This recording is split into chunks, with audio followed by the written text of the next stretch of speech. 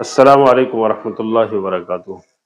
المجاہد Islamic قرآن academy کی جانب سے بندہ وسیم اللہ مجاہد آپ کی خدمت میں حاضر ہے۔ محترم سامعین، آپ اگر ہمارے چینل پہ نئے ہیں تو آپ سے گزارش ہے کہ چینل کو سبسکرائب کر دیں، لائک کریں، شیئر کریں۔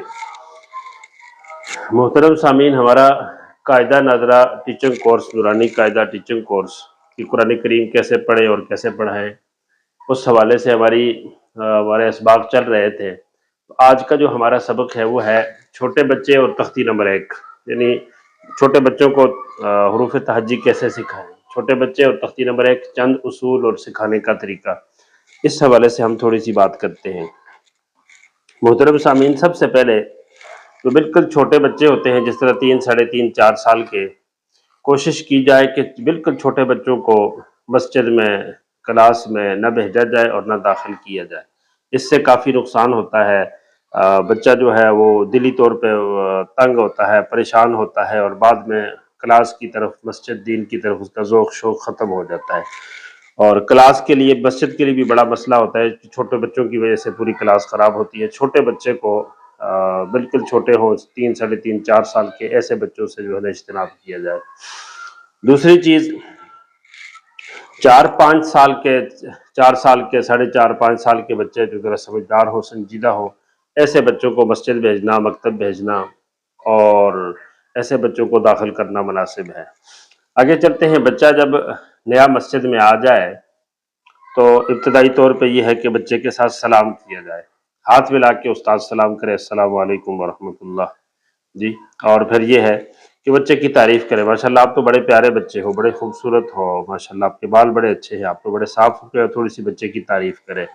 ساتھ ساتھ یہ ہے کہ بچے کو تھپکی دی جائے، بچے کو شاباش دی جائے، جس سے بچے کا حوصلہ بڑھے۔ بچے سے اس کا نام پوچھ لیا جائے کہ بیٹا آپ کا کیا نام ہے، نام بتا دے تو ابو کا نام پوچھ لیا جائے، وہ بتا دے تو بھائی کا نام پوچھ لیا جائے، وہ بتا دے تو چاچو کا نام پوچھ لیا جائے۔ اس سے ایک تو بچے کی جھجک اور خوف ختم ہو جائے گا، اور دوسرا یہ ہے کہ استاد بچے کی بہت ساری نفسیات کو بھی سمجھ جائے گا کہ اس بچے میں ڈر، خوف، اجنبیت ہے یا نہیں ہے۔ اس کے بہت سارے فائدے ہیں۔ پھر جو چھوٹے چھوٹے بچے مسجدوں میں، مکاتب میں آتے ہیں، کوشش کی جائے کہ چھوٹوں کی اور بڑوں کی کلاس الگ الگ ہو۔ الگ الگ سے مراد یہ ہے کہ ایک بڑا ہال ہے تو اس کے ایک سائٹ اگر بڑے ہیں تو دوسرے سائٹ چھوٹے ہو جائے، یہ بھی بہتر ہے۔ اور اس سے بہتر یہ ہے کہ بالکل درسگاہ اور کلاس روم الگ ہو، یعنی بڑے بچے چھوٹوں کو نظر نہ آئیں اور چھوٹے بڑوں کو نظر نہ آئیں۔ یہ بہت مفید ہے۔ بعض مرتبہ استاد بڑوں کو سزا دیتے ہیں، ڈانٹتے ہیں، اور وہی چیز چھوٹے بچے دیکھتے ہیں، جس سے ذہنی طور پہ وہ منفی اثرات لیتے ہیں، وہ ان کے دل میں ڈر، خوف پیدا ہو جاتا ہے، اور یہ چیز عمر بھر نہیں جاتی۔ جب بچے ہیں تو بڑوں کے ساتھ بڑوں والا رویہ ہے، بلکہ بعض مرتبہ بڑوں کے ساتھ بھی بچوں والا رویہ استاد کو اختیار کرنا پڑتا ہے۔ یہ تو بچے ہیں، بچوں کے ساتھ بچوں والا رویہ اختیار کیا جائے، بچوں والی کیفیت، بچوں والی عادات، بچوں والی لب و لہجہ، اس سے بچے جلد مانوس ہوتے ہیں اور بچوں کا حق بھی ہے۔ پھر یہ ہے کہ بچوں کے لیے یہ بھی چیز لازمی ہے کہ بچوں کے سامنے استاد بڑے بچوں کو سزا نہ دے اور بڑے بچوں کو نہ ڈانٹے۔ اگر ایسا ہوگا تو اس سے بچوں کے ذہن پہ، خیالات پہ کافی اثرات ہوتے ہیں، اور جو عمر بھر ساتھ رہتے ہیں۔ اسی طرح نیا بچہ ہے تو استاد کوشش کرے کہ اس کو اپنے ساتھ مانوس کرے۔ بیٹا آپ کا کیا نام ہے، آپ نے ٹوپی بڑی پہنی ہے، آپ کون سے اسکول میں پڑھتے ہو، کیا کھاتے ہو، کیا کھلونا ہے جی، کیا چیز پسند ہے آپ کو۔ اس طرح کی مختلف باتیں کر کے، عادات، حرکات، سکنات کے ذریعے بچوں کو استاد اپنے ساتھ مانوس کرے۔ مانوس کیے بغیر تعلیم نہیں ہو سکتی۔ اور ایک چیز یہ ہے کہ بچہ چھوٹا ہوتا ہے، جب مسجد میں آتا ہے، مکتب میں، درسگاہ میں آتا ہے، تو اس کے لیے وہ ایک نئی چیز ہوتی ہے۔ گھر کے ماحول سے نکلنا، بہن بھائیوں سے نکلنا، مسجد میں جانا بالکل اجنبیت ہوتی ہے، تو وہ بچہ خوف زدہ ہوتا ہے، اس کے ذہن میں ڈر ہوتا ہے۔ تو استاد کوشش کرے کہ بچے کی اجنبیت کو ختم کرے، ڈر کو ختم کرے، خوف کو ختم کرے، مانوس کرے۔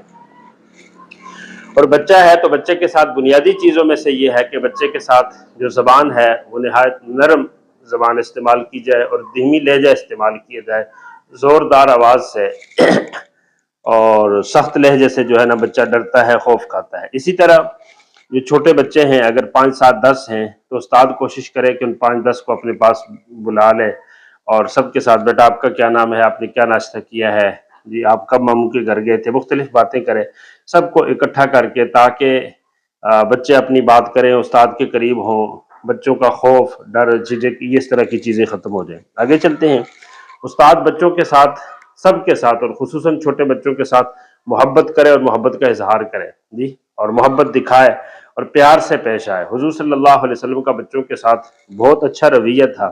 اس حوالے سے مولانا اسلم زاہد مرحوم نے بڑی اچھی کتاب لکھی ہے، آغوش پیغمبر، آغوش پیغمبر۔ یہ کتاب جو ہے نا ہمیں خریدنی چاہیے، عام مکتبوں سے مل جاتی ہے اور بہت اچھی کتاب ہے۔ آگے چلتے ہیں۔ جو چھوٹے بچے ہیں کوشش کی جائے کہ ہر بچے کو اپنا قاعدہ، اپنی پٹی، اپنا ڈیسک اور ایک مستقل ان کو جگہ بتا دی جائے، مستقل ان کی بیٹھنے کی جگہ ہو، یہ لازمی ان کی اپنی اپنی ہو، کھینچا تانی والا معاملہ نہ ہو۔ اسی طرح جو چھوٹے بچے ہیں وہ کلاس میں آئے ہیں، کلاس 2 گھنٹے کی ہے، تو جو چھوٹا بچہ ہے وہ 2 گھنٹے نہیں بیٹھ سکتا، تو چھوٹے بچوں کے لیے مسجد میں، درسگاہ میں کوئی نہ کوئی ایسا سسٹم ہونا چاہیے کہ تھوڑی دیر بچے کہیں الگ بیٹھ کے گپ شپ کریں، تھوڑا سا کھیل کود لیں، باغ لیں جی، تھوڑی سی ان کی تفریح ہو جائے تاکہ وہ تنگ نہ ہو۔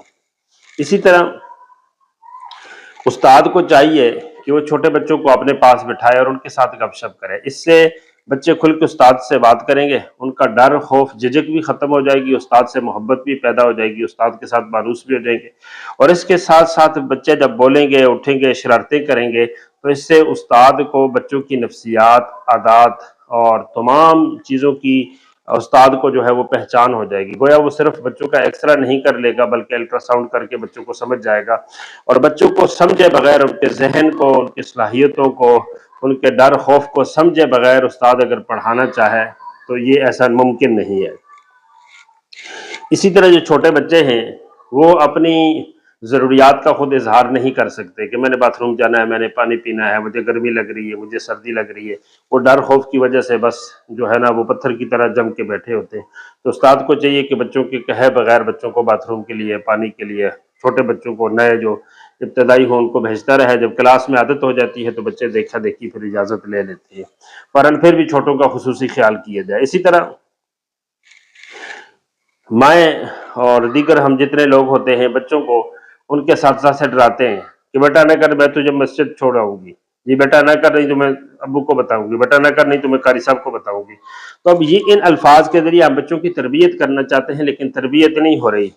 جب یہ بات ماں کہے گی تو بچے کے دل میں باپ کا جو خاکہ آ رہا ہے وہ یہ ہے کہ باپ کوئی خوفناک چیز ہے، کوئی درندہ ہے کہ باپ سے ڈرایا جا رہا ہے، مسجد سے ڈرایا جا رہا ہے، قاری صاحب سے ڈرایا جا رہا ہے۔ اس طرح کے جملے نہ استعمال کیے جائیں بلکہ شوق دلایا جائے کہ بیٹا بڑے ہو گئے ماشاءاللہ، اب تو 4 سال ہو گئے، اب تو آپ مسجد جاؤ گے، قرآن پڑھو گے، مسجد اتنی پیاری ہوتی ہے، کلاس اتنی پیاری ہوتی ہے، آپ تو بہت اچھے ہو، فرسٹ پوزیشن لوگے۔ اس طرح اس کو شوق دلایا جائے، اس میں انس اور محبت پیدا کی جائے۔ ساتھ یہ ہے کہ بچوں کو صفائی کا شوق دلایا جائے کہ ماشاءاللہ یہ بچہ صاف ہو گیا ہے، وہ صاف ہو گیا ہے، کل کون صاف ہو جائے گا۔ بچوں کی صفائی سے متعلق لازمی بچوں کے ساتھ ایک یہ ہے کہ انہیں سزا دی جائے، ڈانٹا جائے، یہ نہیں ہے بلکہ شوق دلایا جائے، ترغیب دلائی جائے انہیں، اور انہیں شاباش دی جائے صفائی کے اوپر۔ اسی طرح بچوں کی جو فطرت ہے، بچوں کی فطرت، ضرورت، چاہت، پسند کے مطابق ان کی درسگاہ ہو، کلاس روم ہو، وہاں کوئی نہ کوئی چیز بچوں کی پسند کی ہونی چاہیے۔ اب مسجدوں میں سسٹم بالکل سادہ ہے، بچہ آتا ہے اور چلا جاتا ہے، کوئی دیوار پہ چاکک نہیں ہے، کوئی پھول نہیں ہے، کوئی چارٹ نہیں لگا ہوا، کوئی جو ہے نا ایسی چیز نہیں ہے، تو بچوں کے لیے ایک مستقل جگہ ہو، اس کمرے کو، اس حال کو سجایا جائے، دیواروں پہ کوئی نقش بنایا جائے، کوئی دلچسپ چیزیں رکھی جائے تاکہ بچہ وہاں جا کے ان چیزوں کے ساتھ اس کی ایک طبیعت مانوس ہو اور وہ خوش رہے۔ جب تک انسان خوش نہیں ہے، اس کی فطرت کے مطابق، اس کی طبیعت اور مزاج کے مطابق چیز اور ماحول نہیں ہے، وہ کیسے سیکھے گا؟ اسی طرح جب نیا بچہ آئے تو نئے بچے کو پہلے دن ہی سبق نہ دیا جائے کہ چل بچے پڑھ الف با تا سا، اس کو پڑھا دیا، چل یاد کر کے آ، پھر 10 منٹ بعد یا شام کو چل بیٹا سنا، تو پڑھتا ہی نہیں ہے، تو کس لیے آیا ہے۔ چھوٹے بچے کو سبق دینے میں جلدی نہ کی جائے، 5 دن 10 دن 15 دن چھوٹا بچہ آئے جائے، اٹھنے بیٹھنے، بات، جوتیاں قاعدہ کہاں رکھنا ہے، ڈیسک کہاں رکھنا ہے، استاد سے ڈر خوف ختم ہو جائے، جھجک ختم ہو جائے، شرمندگی اسے نہ ہو، یہ ساری چیزیں حل ہو جانے کے بعد آہستہ آہستہ بچے کو سبق دیا جائے۔ آگے چلتے ہیں۔ بہتر یہ ہے، اچھا ہے کہ اساتذہ کے پاس کوئی نہ کوئی ٹافی، کوئی نہ کوئی اچھی چیز ہو، چھوٹے بچوں کو خصوصاً دیتے رہیں، جس سے بچے خوش بھی ہوتے ہیں، استاد کے ساتھ مانوس بھی ہوتے ہیں۔ تو اس کے کافی سارے فوائد ہیں۔ انتظامیہ اہل محلہ بچوں کے سرپرست کو چاہیے کہ وہ اس حوالے سے استاد کے ساتھ جو ہے نا وہ تعاون کریں تاکہ ان کے پاس بچوں کی کھانے پینے کی چیزیں ہر وقت موجود ہوں کہ بچے کو وہ جو ہے نا شاباش دیں، انعام دیں، تو کھانے کی چیز دے دیں جس سے وہ بچے خوش ہو جائیں۔ آگے چلتے ہیں۔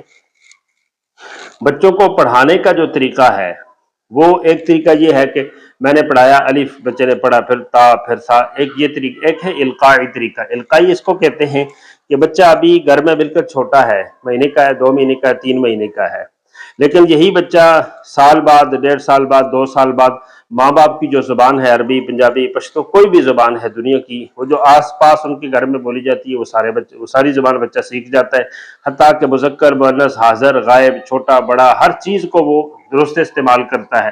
جی کہہ رہے ابو آ رہے ہیں، امی آ گئی ہے، جی وہ بالکل درست کہتا ہے، مجھے گلاس چاہیے، مجھے بھوک لگی ہے، ہر بات درست کہتا ہے، مذکر کو مؤنث نہیں کہتا۔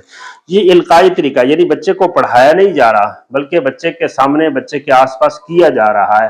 تو جو چھوٹے بچے ہوں ان کے سامنے استاد حروف تہجی خود پڑھے، الف، با، تا، ایسے بچوں کو بٹھا کے خود پڑھے، یا ریکارڈ شدہ ہو، اسپیکر سسٹم ہو، ڈیگ لگے ہوئے ہوں تو وہ ریکارڈ شدہ چلایا جائے اور بچے اس سے سن لیں۔ اس سنی ہوئی چیز سے بچہ، یہ القائی طریقہ ہے، اس سے بچہ جلدی سیکھتا ہے۔ آگے چلتے ہیں۔ بچوں، استاد کو چاہیے کہ بچوں کے ذہن کو، مزاج کو، عمر کو، عادات کو، گھریلو ماحول کو، اور اسی طرح جو ہے بچوں کے ذہن کو، سوچ فکر کو، بچے میں جھجک ہے نہیں ہے، بچہ نڈر ہے، بچہ شرارتی ہے نہیں ہے، بچہ خوفزدہ ہے نہیں ہے، ان ساری چیزوں کو استاد جاننے کی کوشش کرے۔ اس کے جانے بغیر بچوں کو کامیاب تعلیم نہیں دی جا سکتی۔ آگے چلتے ہیں۔ جو چھوٹے بچے ہوتے ہیں ان کو انفرادی سبق کے بجائے اجتماعی پڑھا دیا جائے۔ ایک بچے کو بلائیں گے چل بیٹا پڑھ تو وہ ڈرتا ہے، خوفزدہ ہوتا ہے، ایک کو بلائیں گے کیا سنا تو وہ خوفزدہ ہوتا ہے۔ جب 5 7 10 بچے اکٹھے ہوں گے ان کو بلا لیا جائے اور کچھ تھوڑا سا ان کو پڑھا دیا جائے، ان کے سامنے پڑھ دیا جائے، اور جب سنانے کی باری آئے تو ان سے کہا جائے کہ چلو سناؤ، سب مل کے سنا دیں، تو اس سے جھجک خوف ختم ہو جاتا ہے، اور جو بچہ شرمندہ ہوتا ہے، جو ڈرتا ہے، وہ بھی باقیوں کے ساتھ رل مل کے پڑھ بھی لیتا ہے، سنا بھی لیتا ہے، بول بھی لیتا ہے، آہستہ آہستہ وہ بھی پٹڑی پہ آ جاتا ہے۔ آگے چلتے ہیں۔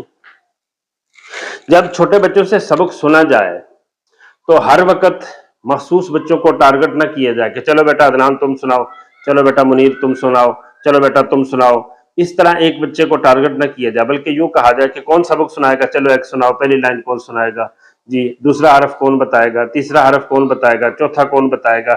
اس طرح جس کو یاد ہے، جس کو ڈر نہیں، جس کو خوف نہیں، وہ اپنی مرضی کا جو اس کو آسان لگتا ہے وہ حرف بتاتا جائے گا۔ اس میں جو کمزور بچہ ہے، ڈرتا ہے، سبق نہیں آتا، وہ بھی آہستہ آہستہ باقیوں کی دیکھا دیکھی 5ویں 10ویں نمبر پہ وہ بھی بولنے لگ جائے گا۔ اس سے بچوں میں کافی ساری بہتری پیدا ہوتی ہے۔ اسی طرح